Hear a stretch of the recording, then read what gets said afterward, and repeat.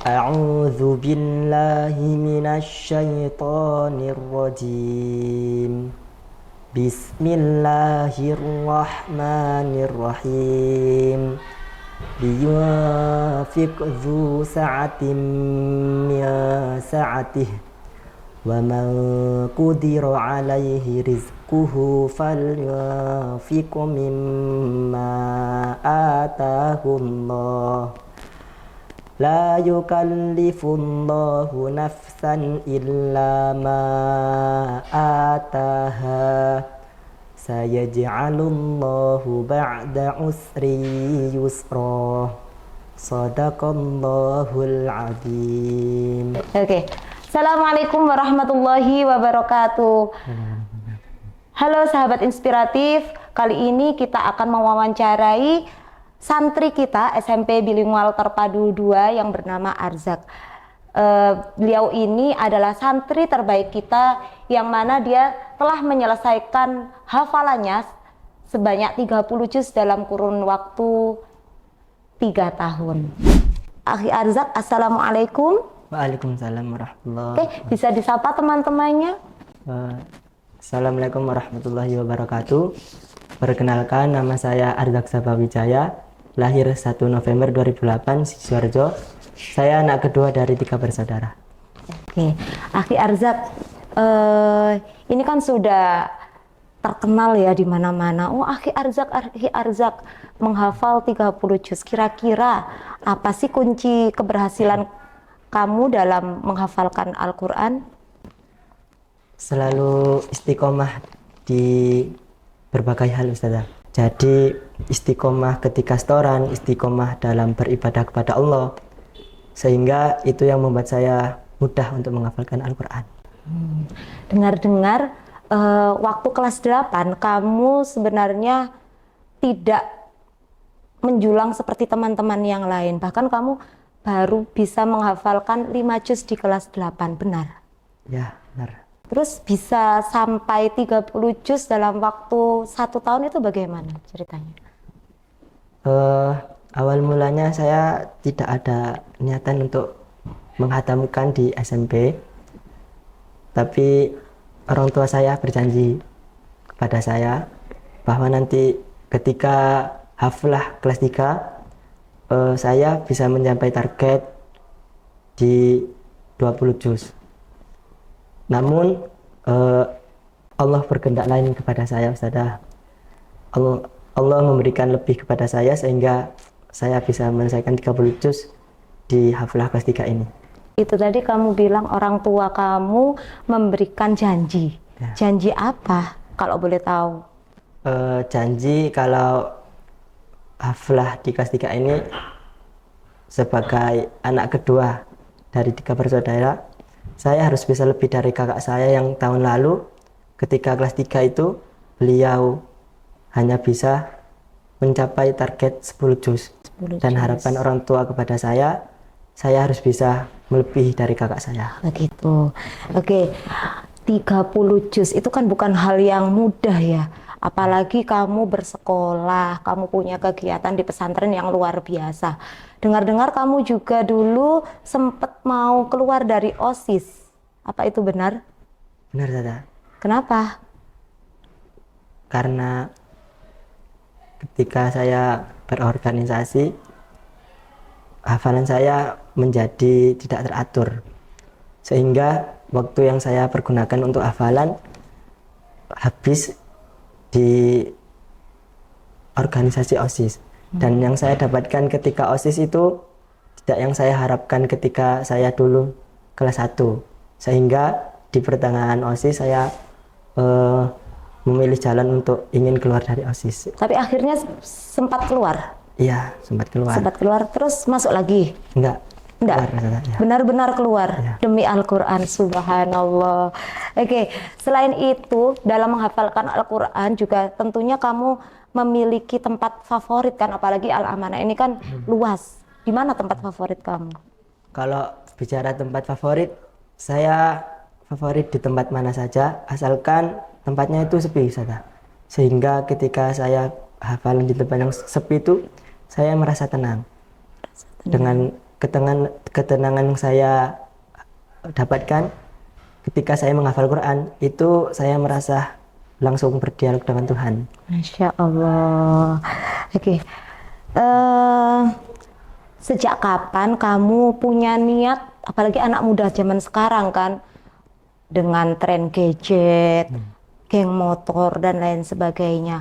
Sejak kapan kamu berniat untuk menghafalkan Al-Quran, menjadi penghafal Al-Quran? Sejak masuk di pesantren Modern Al-Amanah. Baru punya niat. Ya, Jadi kamu dulu sebelum ada di SMP, sebelum ada di Al-Amanah ini, kamu belum punya hafalan sama sekali? belum. Belum punya hafalan sama sekali? Belum. Dan itu juz 30 pun saya belum hafalan. Juz 30 belum hafalan? Baru masuk sini saya 30, juz 1, 2, 3 hingga 30. Terus kapan kamu bisa menyelesaikan 30 juz itu? Saya selesai hafalan 30, alhamdulillah di kelas 3, tanggal 3 Mei 3 Mei 2024, bertepatan dengan hari Jumat. hari Jumat, subhanallah. Kemudian siapa yang menjadi motivator kamu untuk menghafalkan Al-Quran?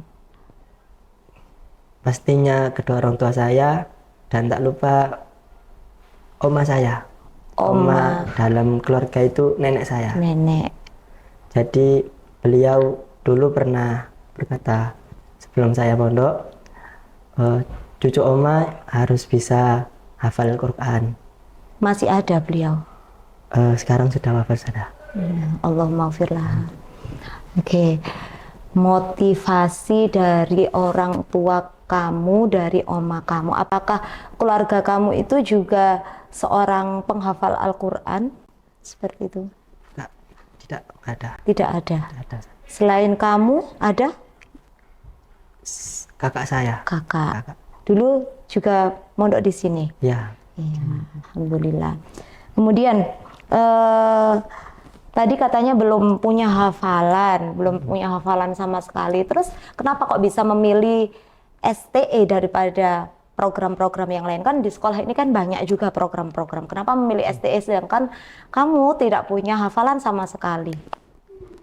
Memilih program STE itu awalnya saya cuman ikut-ikut kakak saya aja saja.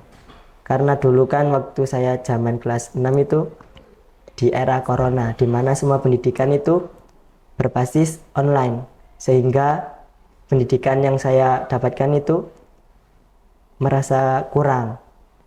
Dan saya lihat kakak saya masuk pesantren tuh, oh kok enak, kayak sekolahnya offline tetap muka.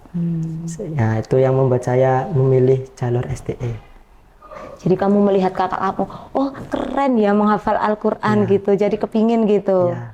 Cita-cita kamu apa sih kira-kira kalau boleh tahu, Ustazah? Kalau cita-cita saya belum pernah cita-cita saja. Belum punya cita-cita sampai sekarang? Nggak ada cita-cita? Belum. Nggak ada cita-cita saja bisa menghafalkan Al-Quran 30 juz loh. Oke, selanjutnya bagaimana proses menghafalkan Al-Quran? Jadi tadi katanya tidak punya hafalan, bisa 30 juz, bagaimana prosesnya? Kemudian apakah ada kendala dalam menghafalkan Al-Quran atau lurus aja kayak jalan tol? Pasti ada kendalanya yang besar, Ustazah. Ketika menghafal di pesantren modern, pastinya penghalang yang pertama adalah kegiatan.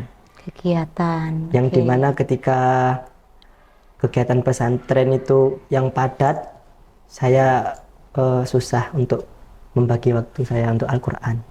Susah untuk membagi Al-Quran. Dengan itu saya termotivasi, mendorong saya untuk jika ada waktu luang, saya harus bisa memanfaatkan waktu itu dengan sebaik-baiknya. Memanfaatkan waktu sebaik-baiknya. Di pesantren ini kan hampir tidak ada waktu jeda untuk beristirahat seperti itu. Bisa, Ustazah dengar kamu bisa menghafalkan dalam satu hari 2 halaman, iya? Itu berapa menit atau butuh berapa jam untuk menghafalkan itu? Tergantung mood biasanya, Ustazah. Tergantung mood. Ya. Jadi kalau saya lagi ingin-inginnya menghafal Quran bisa lebih dari 2 halaman satu hari. 1 hari. Oke. Setelah menjadi penghafal Al-Quran nih, apa harapan kamu? Harapan saya, Apakah sudah puas dengan menghafalkan Al-Quran ini atau ada capaian-capaian yang lain yang ingin kamu capai? pastinya harapan saya yang pertama, saya berharap apa yang saya dapatkan dari Al-Quran bisa bermanfaat untuk diri saya dan orang lain. Sehingga capaian pertama saya ketika sudah menghafalkan Al-Quran, saya ingin memberikan ilmu saya yang saya punya kepada orang lain yang membutuhkan. Sehingga apa yang saya dapatkan menjadi ilmu yang bermanfaat dan barokah. Amin. Pesan untuk para penghafal Al-Quran yang mungkin susah sekali menghafalkan Al-Quran. Oh, kenapa ya kok nggak bisa nyantol-nyantol itu? Apa kira-kira kiat untuk adik-adik atau sahabat-sahabat di luar sana yang sekarang sedang berjuang untuk menghafalkan Al-Quran? Untuk pesan buat penghafal Al-Quran, tetap istiqomah aja. Lama cepatnya antum menghafalkan Al-Quran, itu berikan Allah kepada antum.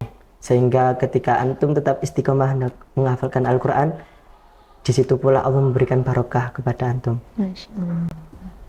Dan bukti pemberian Allah itu bukan ketika antum cepat menghafalnya Quran.